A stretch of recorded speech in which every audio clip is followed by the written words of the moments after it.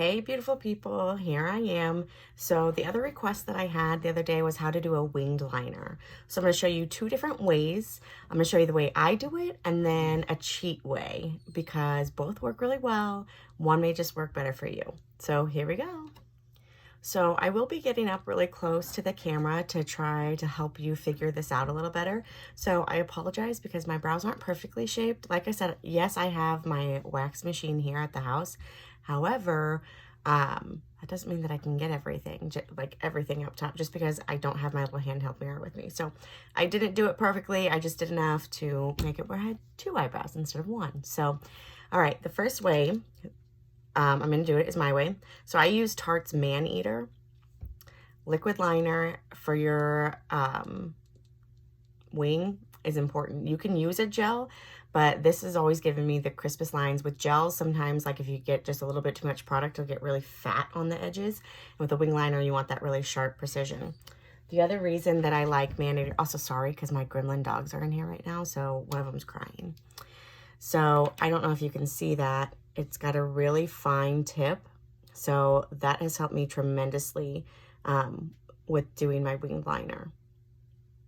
So Man Eater by Tarte, do it in black. Okay, so for this one, what I do is I find my bottom lid here and I'm just gonna follow it up. This is going to give me the most natural wing. How dramatic you want it is up to you. I'm just going to show you what I do every day. I don't do mine too crazy. I do mine enough that they can be noticed in my glasses. So I'm just going to go up here to the edge and kind of just do a nice light flick up, right? That's it. That's all you're going to do. Super easy. So now you followed this line here. Like I said, you can hear my dogs fighting in the background. You're going to go up right about here and create a triangle shape. You're going to fill this in, and then you're going to smooth out this line. Everything needs to look cohesive. If it doesn't, that's when your wing liner is going to look crazy. You can already see. So I pull mine all the way down. If you're somebody who only does liner on the corners, you could leave it at that point, but you need to bring it partially down so that way it has a transition. Normally I do this in my handheld, well, not a handheld mirror. I have a vanity mirror and it's got its own little lights in it.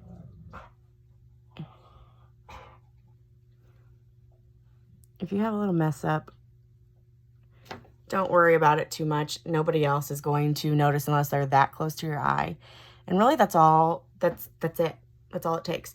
Now with these, so like if you don't wear mascara, you want to make sure this is like right at my like waterline. I'm just going right in and covering up lightly. I don't ever go in too heavy-handed when I'm doing my waterline because if you tear up and it like tears down into your waterline or into your eye, it just burns. Like, let's just be honest, it just burns. So I try not to do that. So then I also just always make sure that I'm even. So I see like there's some missing pieces right here. I'm gonna lightly go through and make sure I'm all even. Now you can make what's on your lid thicker, you can make it thinner. This is about what I do. This is my everyday way. So like I said, like this part, you could make that triangle be a fatter triangle and so make all of this thicker if you wanted to. You don't have to, it's just another way. Okay, so I'm gonna show you the other way, all right? So this is a cat eye stamper. Take these off so I can see. This one is from Ulta. This one has been well loved and well used by me. It just has a little triangle shape on it. This is if you can't do it this way. This is my favorite way, guys. This is the way I would recommend doing it, just because you can get more precision with it with that fine piece. Whereas this, you see that it's chunky and it determines how chunky that corner is going to be. So there's really no room to like customize it too much. You can customize a little bit, but once this is down, it's down. So this is super easy. I use the Ulta brand one. The only thing I dislike is that the Ulta brand one comes in like a kit and you get like pencil liner, gel liner, you'll get a couple different like a pot liner, like a pot gel liner. And I just don't need all of that. And so every time I go to buy this, I buy all that. So I have been looking for a good reviewed one, because normally, like, I have very sensitive skin, so I'm very careful about what I put on my face. So we're going to see if we can't get this one to semi-match this side. Here we go. So it's going to be the same concept. You're going to open this up. Obviously, the fat part of the triangle is going to go at the bottom. You're going to find the corner of your eye. And you're going to stamp it. Oh, oh. So obviously this one is well loved because there's not a ton left. But now at least I see a trace. So normally this would be a lot fuller. But even if it's not, even if you have one that you're like, I've never been able to figure this out, and it needs a little more like liner in it.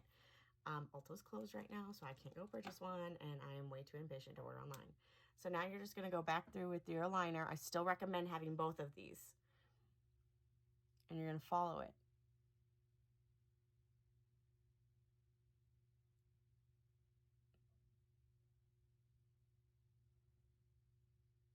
Now here's the trick.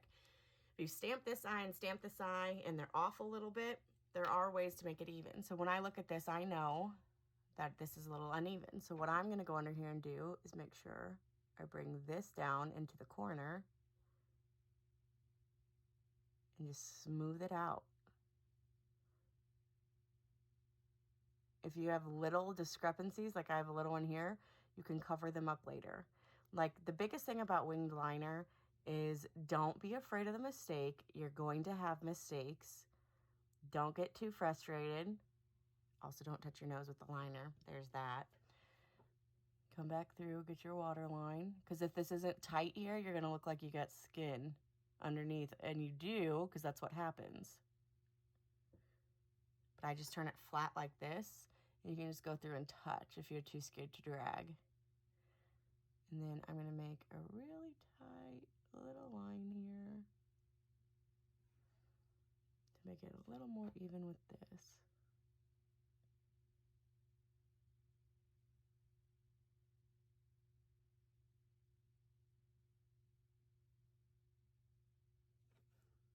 Okay, so that's it. I'm going to go through, I'm going to clean up where I have those little discrepancies. And that's it. You can either take, I would be very careful about taking a Q-tip to remove it. What I would do is I would get a Q-tip and put a little bit of foundation or your concealer on it and kind of smooth it out that way. If you go to try to wipe this stuff, guys, you're going to end up with a mess. That's when you end up with it all over. You could also just leave it. Most people aren't going to notice. Like, I'm going to clean it up just because, but most people aren't going to notice it. If you're very concerned about that piece, you can also take a little piece, like, put the makeup remover wipe that you have on something like small.